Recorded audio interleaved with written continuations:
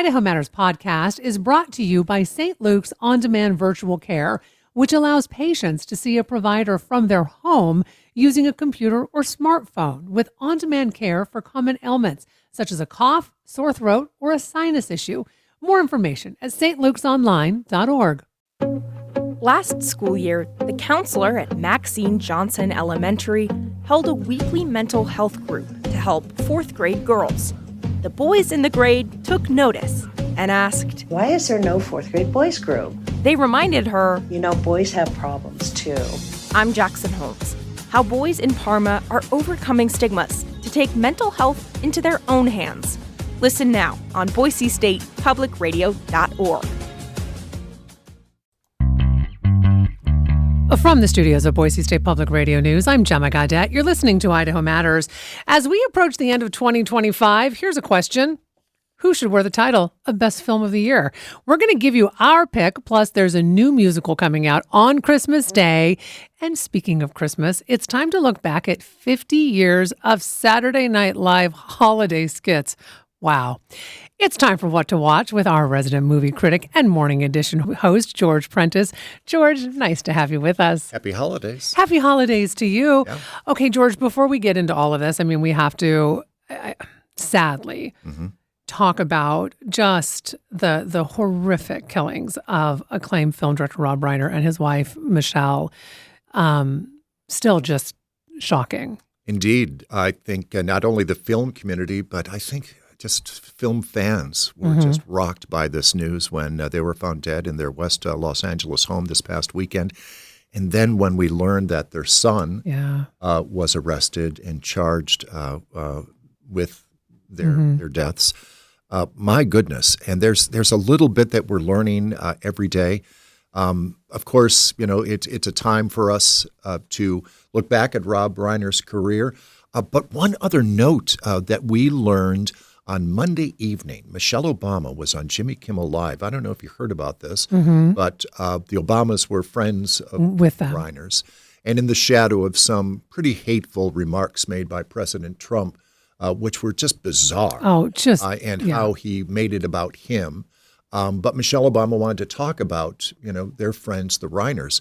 But what she said was, get a load of this, and this was in the New York Times, Michelle Obama said that she and her husband had plans to see Rob Reiner and his wife on the day that they were found dead. Oh my gosh. Yeah. So just heartbreaking. But can we celebrate some of these great films? So, George, this is the thing that really struck me, is it's not just the movies that Rob Reiner made. I mean, let's talk about, you know, The Princess Bride, When Harry Met Sally, A Few Good Men, American President, right? It goes on and on and on.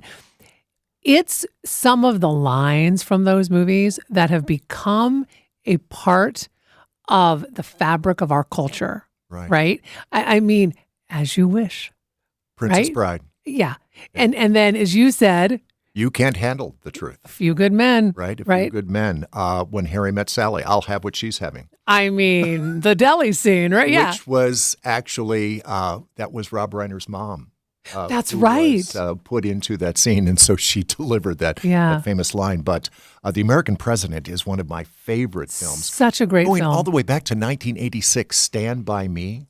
Right. Right? I mean, just wonderful films, and I think more than a few of us will probably revisit those. I know that my family makes it a New Year's Eve tradition to watch When Harry Met Sally every New Year's Eve. Because there's that great scene at the end of the film on New Year's Eve. Yeah. He will be so incredibly missed. Yeah. And of course, we will, know more as more information comes out. But it's going to be heartbreaking no matter what. It is. Because it's also, as NPR has been reporting, a conversation about addiction. Because the Rob Reiner, his wife, and their son has appeared on Fresh Air to talk about their son's Well, they've been struggles. very transparent about it. I mean, in fact, what the movie in 2016, being Charlie, right, that he co-wrote with his son Nick, which was semi-autobiographical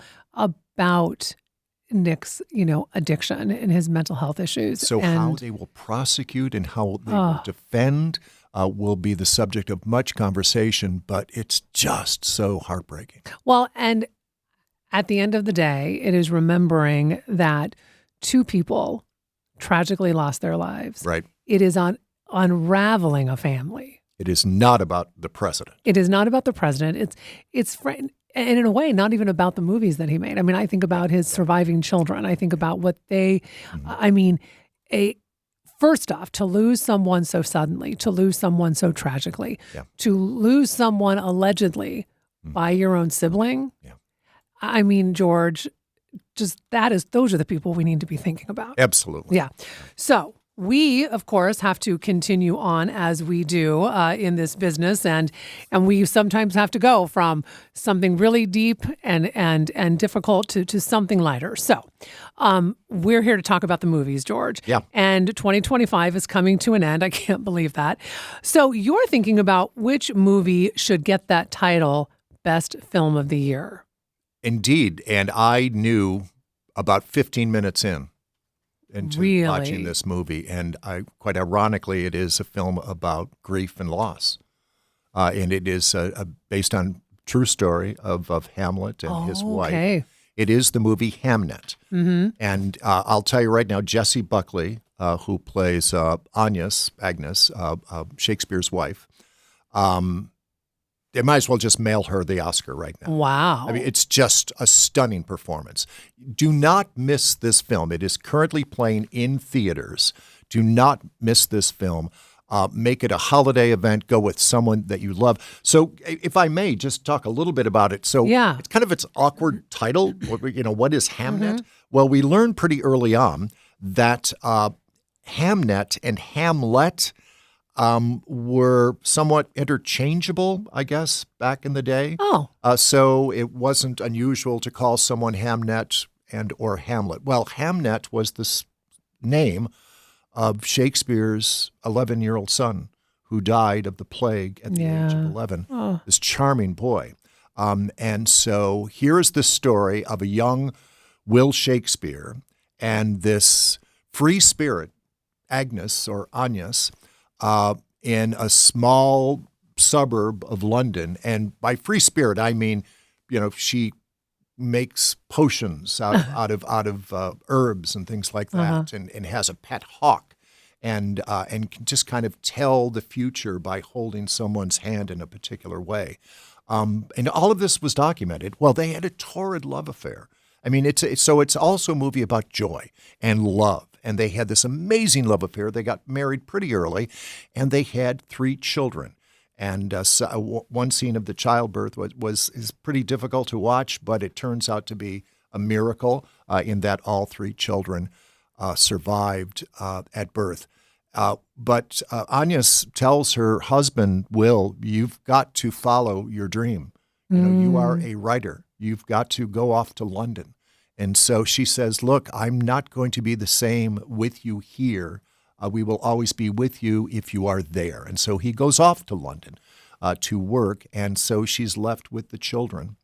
And I'm not spoiling too much when I tell you that Hamnet died at the age of 11 due to the plague. So how do you get, though, from the death of this 11-year-old boy to this play about a Danish prince? Yeah. Hamlet. It's like, what? Like, okay, it's beyond the name. Yeah, what's the through line here? That is the secret of this film. It's like, how do we get there? And the final scene in the Globe Theater, when Hamlet is first being produced, and Agnes knows nothing about this play, but yet she has to, in her own grief, she has to figure things out. And so she makes her way to London to watch this. And something happens in that first production of Hamlet that you will never forget.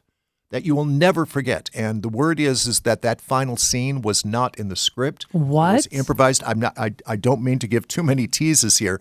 This movie will blow you away. So Paul Mescal plays Will Shakespeare. He's one of the hottest actors on the planet. We know him from Gladiator, etc. But Jessie Buckley just burns off the screen. She is a hurricane. Wow. Yeah. Okay. So That is good to know, George. It's been on my list of if I should see it. Absolutely. And- And it will be an Oscar contender for Best Picture, Best Actor, Best Actress, you name it. Okay, I'm going to tell you a little secret. I love myself a good musical. Okay. Love it. But they have to be good, George. They have to be good. This one, I have to tell you, is a surprise, but then I have to remind myself that anything that Hugh Jackman does is usually a pleasant surprise. And I keep thinking of The Greatest Showman. Oh, my and how I goodness. underestimated that film at the I end did of the too. year. It's like, great. So here is this crazy movie that on paper just sounds a little ridiculous, but it's called Song Sung Blue. Oh, but I've seen a trailer Have and you it seen looks the trailer? incredible. This is a true story. It is. This is a true story. So this is a couple in Milwaukee, Mike and Claire. And Mike was a Vietnam vet, Okay. emotionally scarred, but a big dreamer. So they rose to unexpected fame as Lightning and Thunder, a Neil Diamond tribute act that transformed their love into performing. And I guess they played every dive there was in the Midwest for many, many years. Here's a little bit of that. I'm not a songwriter. I'm not a sex symbol. I just want to entertain people. I don't want to be a hairdresser. I want to sing. I want to dance. I want to garden. I want a cat. I need something big. I need something new. What do you think? You don't want to be a Neil Diamond impersonator. You want to be a Neil Diamond interpreter. I was looking for the right way to say it, and you just came right out and said it. Tell your mama, girl, we can't stay long. We should call ourselves Lightning and Thunder. We got things we gotta catch up on. So you be lightning and I be thunder. Sweet Caroline. The good times never seem so good. Oh, boy. Papa, how you doing? How am I doing? Huge. I just disappear in the music. You two always know what to do. I can't thank Neil, because every thank you I got belongs to you, doll. You're my August night, my September morn, you're my crackling Rosie.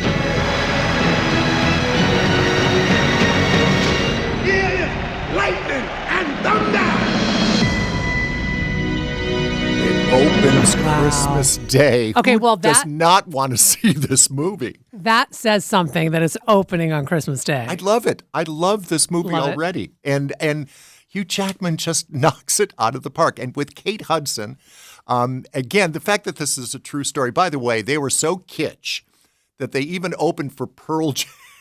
No. Yes, there's a scene Oh, my in the movie goodness. where them, like, can you imagine the audience is like, what? Like is what? this? Like, We don't even get this the real Neil Diamond thing. act. We get the interpreter. I just, it's Song Sung Blue. It opens Christmas. All right, George, I cannot believe this. We're looking back at 50 years, not just of Saturday Night Live, but of their holiday skits. Maybe their best skits of the year. Yes. When you think When- over yeah. the years. So every year, SNL does a Christmas special prime time Mm-hmm. where they pull out the best of the best.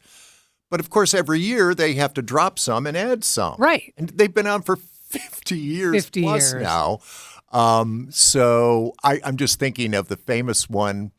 How do I say this? The infamous NPR skit. Oh, yes. With Alec Baldwin. Uh-huh. I'm not going to say what it was, but of course that'll be in there. I mean, there's just so many musical moments. Adam Sandler's Happy Hanukkah song, right? So It's good. hilarious. So one of my more recent favorites Okay. involves Kristen Wiig, and it's one of their musical parodies, and it's about a family that has a little way too many Christmas presents. You know that family that overdoes it at Oh, yeah. Christmas? And everybody gets 1,000 presents except mom. Well, that's always the Right. case, George. It And doesn't so matter. She just gets a robe. Even the pet Oh, gets that's it, right? right. It's like, I got a robe. So let's listen. Mom, Dad, get up! Come on, you guys, wake up! Wake up! Christmas morning. Let's open up our presents. Well, I got a Nerf gun. I got a hat. I got an grab baseball bat. I got a telescope. I got a globe. I got a watch. And I got a robe. I got Hulk hands. I got a tie. I got a copy of The Catcher in the Rye. I got a drum set. I got a phone. I got a. And I got a robe. I got an outdoor pizza oven. And I got a cameo from Nick Lovin. I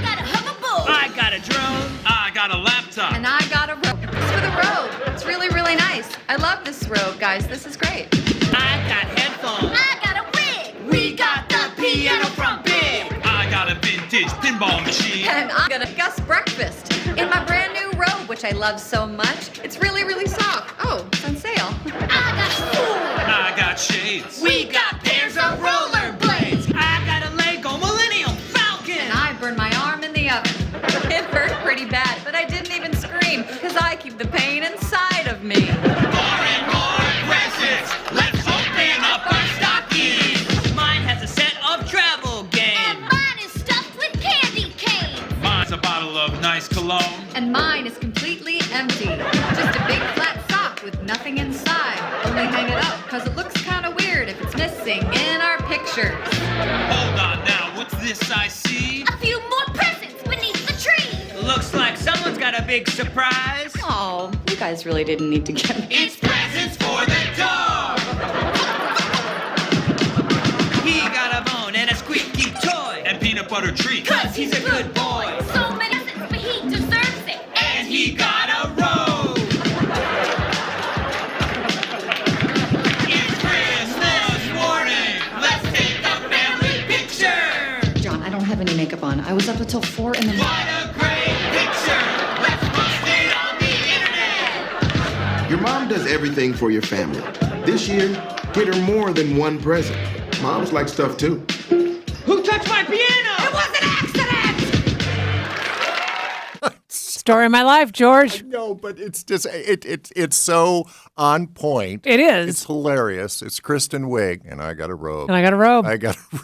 I like the nothing in my stocking. It's like, mm-hmm. I got It's just another. Yeah. It's kind of awkward. Be weird if Mom's wasn't up there. And there's just way too many presents for everybody else. Anyway, love it. And so SNL Christmas primetime is on December 18th on NBC and Peacock, and they're going to rebroadcast it again on December 22nd. Okay, so before we wrap up, George, you've got a recommendation for a different kind of New Year's Eve show? Okay, so sorry, Ryan Seacrest, but can you give it a rest? I'm sorry. The fact that he takes over, prime time for 4 hours on New Year's Eve. Anyway, so I have found something lovely from PBS, Idaho Public Television, celebrating celebrating New Year's Eve with Sarah Bareilles. Oh, wow. I adore Sarah Bareilles with the National Symphony Orchestra. And she has Rufus Wainwright as a guest and a number of other artists. But here she is singing one of her classic songs that has become a bit of an anthem. And it's so great, when you've really connected when the audience just sings part of the song. So here is Sarah Bareilles, New Year's Eve special, singing Brave.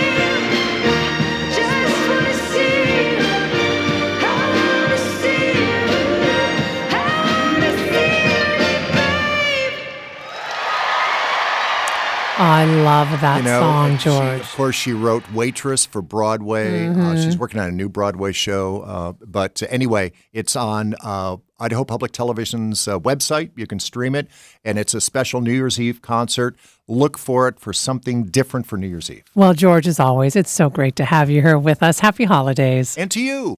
And that'll do it for this episode of Idaho Matters. Thanks so much for listening. And just a reminder, you can find all of our episodes wherever you get your podcasts. How does AI even work? Where does creativity come from? What's the secret to living longer? TED Radio Hour explores the biggest questions with some of the world's greatest thinkers. They will surprise, challenge, and even change you. Listen to NPR's TED Radio Hour wherever you get your podcasts.